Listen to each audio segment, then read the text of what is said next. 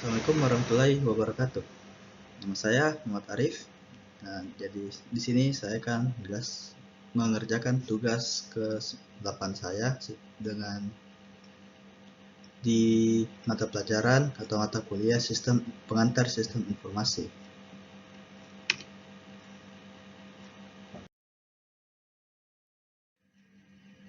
Pertama-tama, saya akan menjelaskan tentang keunggulan kompetitif dan strategis sistem informasi.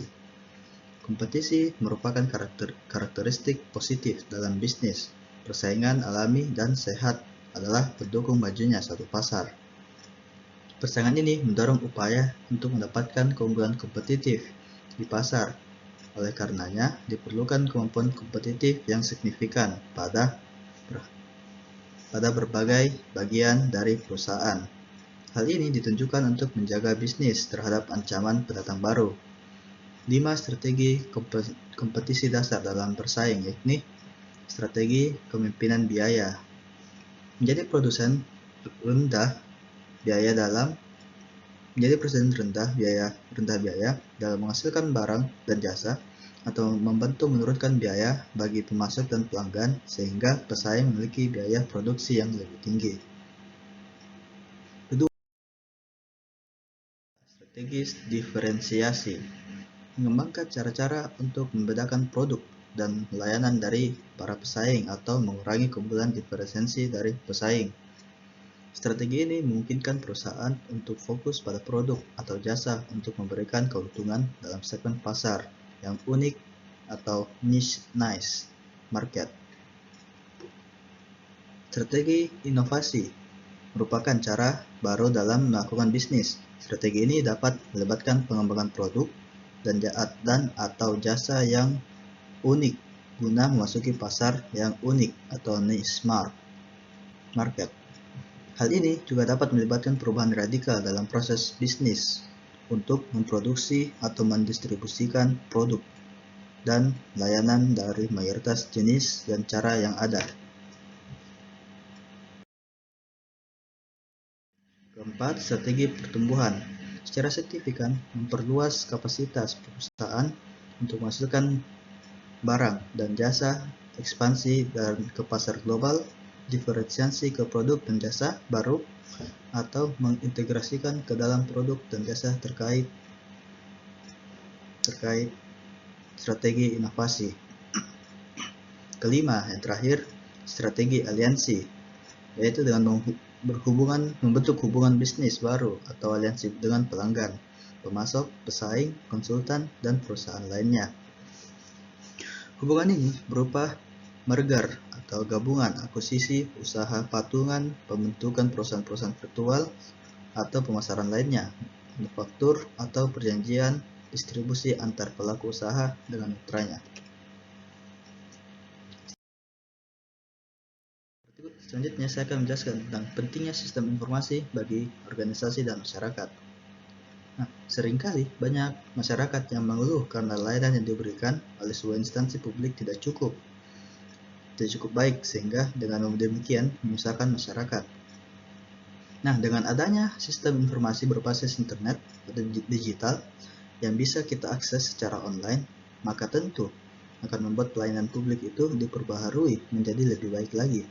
Sehingga dengan demikian, proses pelayanan publik bisa berjalan dengan lebih cepat dan tidak membuat masyarakat mengantri terlalu lama.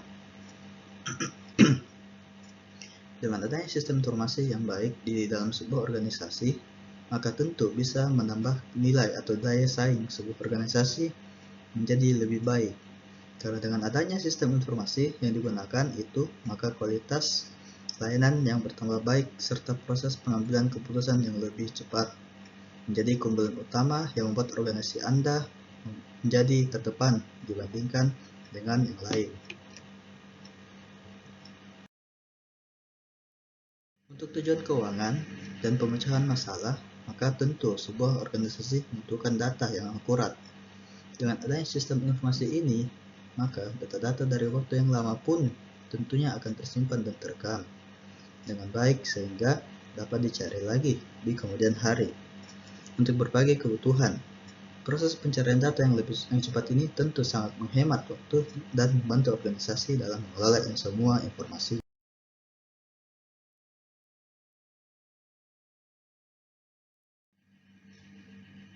Selanjutnya, manajemen sumber daya informasi. Sumber daya informasi atau disingkat jadi SDI menjadi salah satu peranan penting dalam perkembangan teknologi informasi. Namun, apakah SDI hanya dibiarkan begitu saja? Tentu tidak. Harus dilakukan cara agar dapat mengelola SDI yang ada. Sistem informasi pun harus terintegrasi dengan baik agar pengguna dapat menggunakan sistem informasi secara maksimal. Manajemen sumber daya informasi. Manajemen sumber daya informasi adalah praktek manajemen seperti planning, organizing, leading, atau directing, dan controlling yang dilaksanakan dalam rangka mengoptimalkan pemanfaatan sumber daya informasi secara efektif dan efisien agar perusahaan yang bersangkutan mampu mewujudkan strategi-strateginya dan mempertahankan keunggulan daya saing.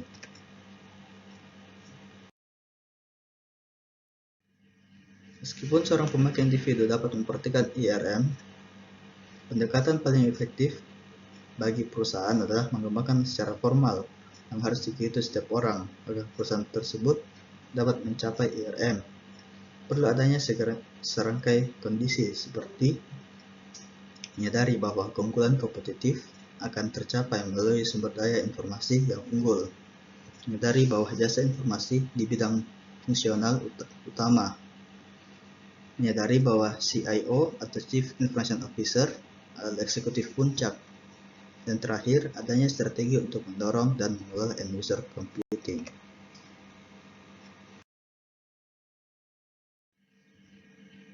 Ya, cukup sekian dari saya untuk kali ini. Terima kasih sudah menonton. Ini adalah tugas ke-8 saya, pekan ke-9 dari mata kuliah pengantar sistem informasi. Dan sekali lagi saya ucapkan terima kasih karena telah menonton sampai akhir ini. Saya ucapkan Assalamualaikum warahmatullahi wabarakatuh.